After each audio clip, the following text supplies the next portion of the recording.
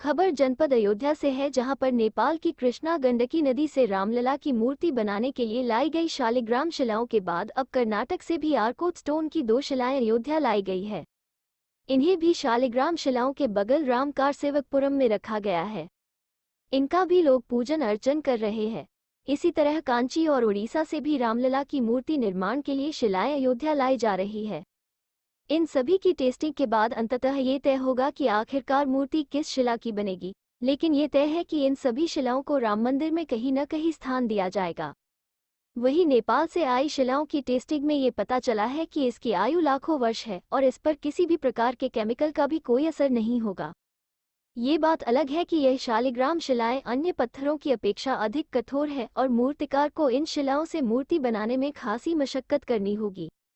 अयोध्या के श्री राम जन्मभूमि मंदिर में रामलला की मूर्ति किन पत्थरों से तैयार होगी, इसको लेकर अभी भी उहापोह की स्थिति है। जनवरी 2024 में रामलला अपने मंदिर के गर्भगृह में विराजमान हो जाएंगे, इसलिए उनकी मूर्ति बनाने के लिए ट्रस्ट सारे विकल्प खुले रखना चाहता है। इसीलिए नेपाल की गंडकी नदी से 2 शालिग्राम शिलाओं को धूमधाम से अयोध्या लाने के बाद अब बुधवार को भी कर्नाटक से आर्कोट स्टोन की 2 शिलाएं लाई गई है। यही नहीं, कांची और उड़ीसा से भी शिलाओं को अयोध्या लाया जा रहा है। इन सभी शिलाओं की एक साथ टेस्टिंग के बाद अंतिम निर्णय लिया जाएगा कि आखिरकार किस शिलाखंड से रामलला की मूर्ति का निर्माण होगा।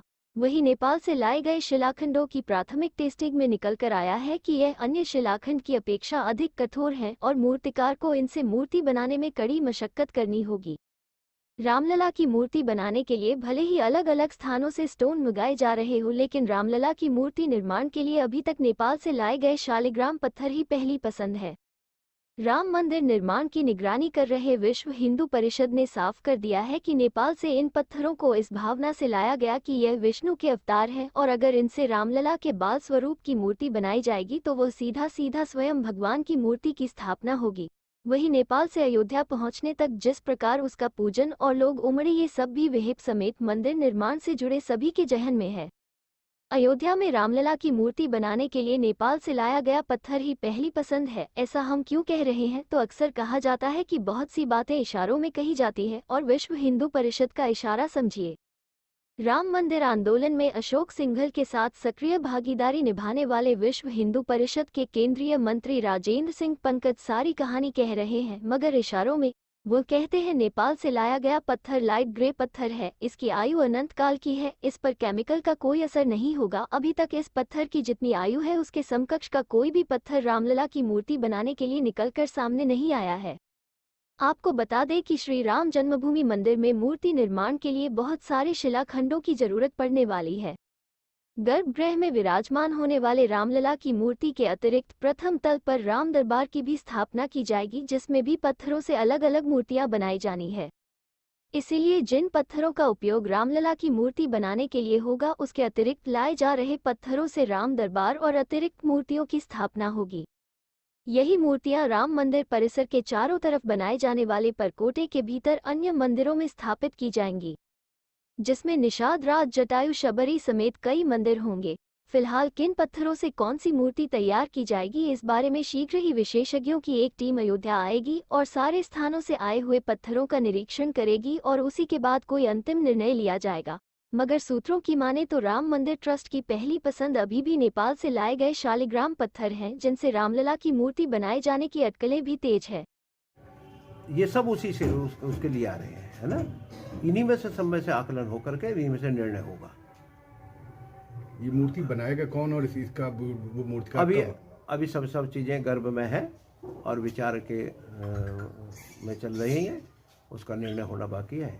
ये हो जाएगा हफ्ते 10 दिन के अंदर में सब कुछ हो जाएगा। ये सारे पत्थरों की टेस्टिंग करने के लिए कौन सी टीम आएगी जो जिनका नाम तय हो जाएगा वो आएंगे, वो करेंगे, है ना। कई लोग आ रहे हैं, अपने अपना प्रस्ताव लेकर के आ रहे हैं, तो देखें वो सब ठीक आ रहा है ना। ये तो आया ही लाइट ग्रे के रूप में, लाइट ग्रे ये पत्थर है और इसकी आयु अनंत काल की है। इस पर केमिकल का कोई असर नहीं होगा, इसलिए ये तो लाखों वर्ष इसकी आयु है। कोई भी पत्थर इसके मुकाबले, आयु के मुकाबले में ऐसा नहीं निकल कर आ सकता। तो इसलिए वो नेपाल के कृष्णा गंडकी से 2 शिलाएं आई है पहले 1 फरवरी को। वो तो इस भावना से आई हैं कि भगवान विष्णु के अवतार हैं और कृष्णा गंडकी में जो मिलने वाला शालिग्राम है वो भी विष्णु का रूप माना जाता है। तो इसलिए उसमें से मूर्ति अगर भगवान के बाल रूप का अवतार होगा तो साक्षात वो सीधा सीधा स्वयंभू देवता के रूप में ही स्थापित होगा। दूसरी बात यह भी थी कि भारत और नेपाल के जो संबंध हैं वो त्रेता युग में राजा जानकी जी के विवाह के बाद एक वो मील का पत्थर हो गए थे और वो संबंध शाश्वत चले आ रहे हैं। ठीक उसी प्रकार से त्रेता युग के बाद ये दूसरी घटना हो कि कृष्णा गंडकी का पत्थर शिलाखंड और वो यहाँ पर प्रभु श्री राम के मंदिर में उनके मूर्ति के लिए आ रहा है और इसको लोगों ने कितना बड़ा प्रतिसाद दिया ये मैं समझता हूँ अपने में एक इतिहास होगा। लगभग जैसे दक्षिण भारत में है तो दक्षिण भारत में ब्लैक रंग की मूर्ति बनती है, अधिकतर काले रंग के स्टोन की मूर्ति बनती है। वो आर्कोट स्टोन होता है, उसको वहाँ पर अधिकतर मूर्ति बनाते हैं।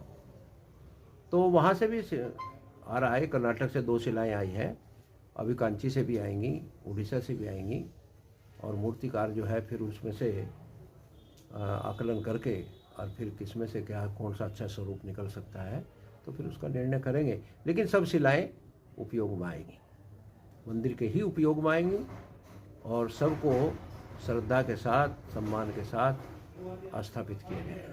जो नेपाल से शिलाएं हैं उनकी टेस्टिंग हुई थी, टेस्टिंग में क्या निकल? ठीक आया होता तो उसको निकल करके ठीक आया है। ये ज़रूर है कि भाई वो कठोर है, जो बाकी के पत्थर हैं वो इतने कठोर नहीं है, ये कठोर ज़्यादा है। तो इस पर मूर्ति बनाने के लिए और कारीगर भी ऐसा ही चाहिए, हिम्मत वाला और क्या नाम अनुभवी।